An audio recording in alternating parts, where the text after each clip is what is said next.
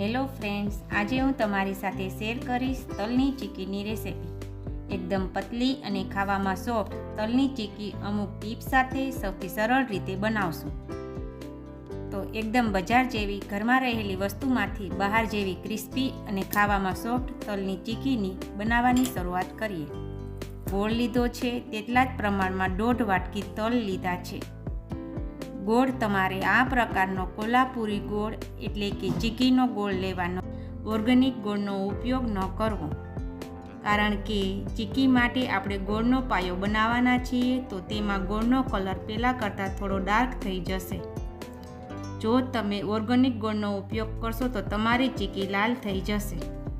તો છે ને સાવ સહેલું માપ. જેટલા કપ આપણે ગોળ લીધો છે તેનાથી 1.5 ગણા આપણે તલ લેવાના રહેશે. મીડિયમ ગેસ ઉપર જાડા તળિયાવાળું વાસણ ગરમ કરવા રાખેલ છે. તેમાં પહેલાં તલને એડ કરી દઈએ. ચમચાની મદદથી સતત હલાવતા રહીશું જેથી તલ શેકાઈ જાય. ચીક્કી બનાવવા માટે તલને આ રીતે શેકવા જરૂરી છે. ડ્રાય રોસ્ટ કરવાથી તલમાં મોઇશ્ચરનો ભાગ એટલે કે પાણીનો ભાગ નહીં રહે અને શેકવાથી એકદમ નટી ફ્લેવરમાં ચીક્કી આવશે. તો પેનમાં આ રીતે તલ ફૂટવા લાગે એટલે સમજી લેવું કે તે તૈયાર થઈ ગયા છે.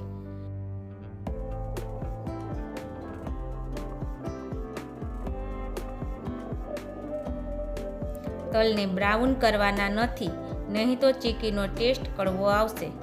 તો ચાલો તલને એક વાસણમાં કાઢી લઈએ.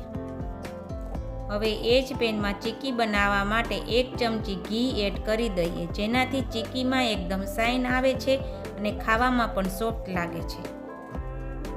આપણું ઘી ગરમ થઈ ગયું છે, તો હવે ગોળને પેનમાં એડ કરી દઈએ અને મીડિયમ ગેસની ફ્લેમ પર ચમચાથી સતત હલાવતા રહેવાનું છે. ગોળ આપણો ફટાફટ મેલ્ટ થઈ ગયો છે. હવે આપણે ચીક્કી માટે ગોળનો પાયો કરવાનો છે, તો આપણે તેના માટે ગોળને ત્યાં સુધી ગરમ કરવાનો રહેશે કે જ્યાં સુધી ગોળનો કલર બદલી ન જાય. પાણી ભરેલી વાટકીમાં આપણે ગોળના પાયાના 2-3 ટીપા નાખીને ચેક કરી લઈએ. ગોળ પાણીમાં નાખતા ફેલાઈ જાય છે. તમે જોઈ શકો છો કે ગોળ આ રીતે ખેંચાય છે. તો આ ગોળ કાચો છે અને ચીક્કી માટે જરા પણ પરફેક્ટ નથી. તો ફરીથી આપણે ત્યાં સુધી હલાવવાનો છે કે જ્યાં સુધી પાણીમાં નાખ્યા બાદ ક્રિસ્ટલની જેમ તૂટી ન જાય. તો ગોળને હલાવતા થોડી વાર થઈ ગઈ છે અને ગોળનો કલર પહેલાં કરતાં ડાર્ક થઈ ગયો છે.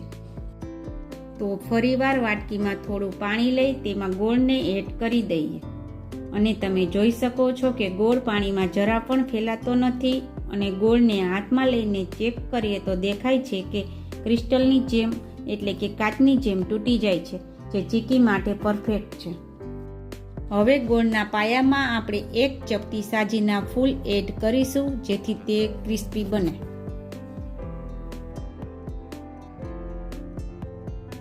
હવે ગેસની ફ્લેમ બંધ કરી દઈએ. તેમાં શેકાયેલા તલને એડ કરી દઈએ અને ગોળમાં તેને સારી રીતે મિક્સ કરી લઈએ. આ પ્રોસેસ આપણે એકદમ ઝડપથી અને બંધ ગેસે કરવાની છે. આપણા તલ ગોળમાં સારી રીતે મિક્સ થઈ ગોળ અને તલની ચીક્કીનું મિશ્રણ તૈયાર થઈ ગયું છે. જે મેં પહેલેથી તેલ લગાડી રેડી રાખેલ જગ્યા પર આ રીતે વાટકીથી ફેલાવી દઈશું.